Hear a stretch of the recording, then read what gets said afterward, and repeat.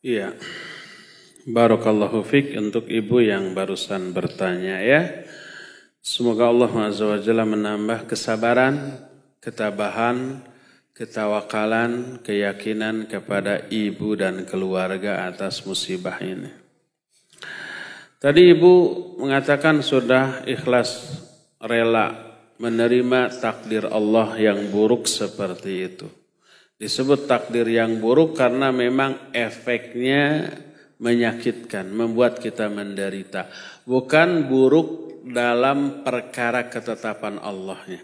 Tapi buruk karena efeknya kepada yang menerima musibah tersebut. Tapi ketetapan Allah dalam berikan takdir yang buruk itu pasti baik ya. Pasti baik dan pasti menguntungkan kita.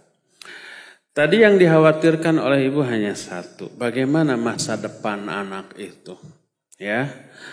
Tapi ibu yang Allah muliakan,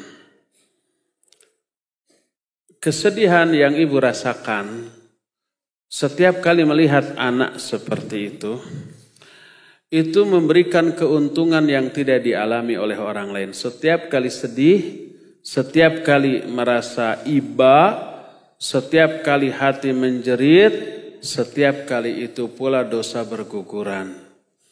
Sebanyak apa dan sebesar apa? Sebanding dengan kadar kesedihan ibu yang ibu rasakan dan ibu alami.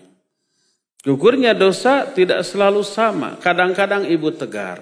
Kadang-kadang melihat anaknya dihina oleh anak tetangga. Kesedihan kita jauh lebih sedih daripada kesedihan si anak. Maka ketika sedihnya berlipat, dosa yang gugur juga berlipat. Kedua, kesabaran dari hal itu melahirkan pahala yang sangat besar. Ketiga, derajat kemuliaan ibu semakin lama semakin meningkat, semakin tinggi. Ya. Dan ini tidak dialami oleh orang tua lain yang punya anaknya normal.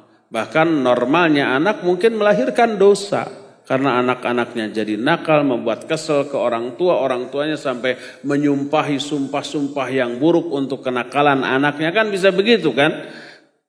Masalah yang dihadapi oleh ibu-ibu yang punya anak normal adalah kenakalannya.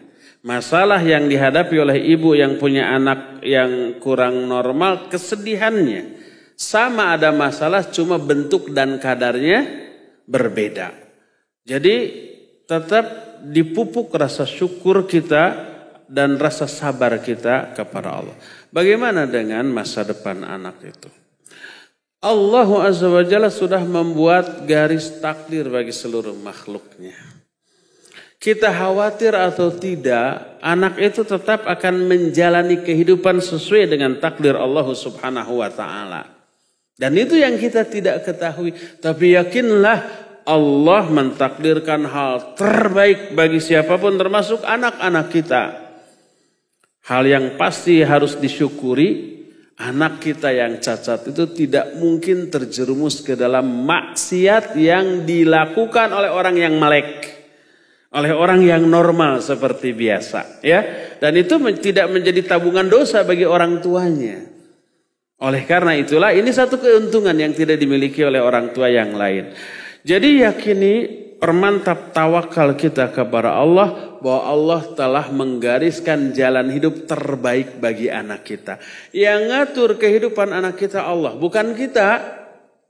Kita tidak mampu mengatur kehidupan anak kita. Kita bisa memberikan bimbingan pengarahan, tapi hanya sebatas itu.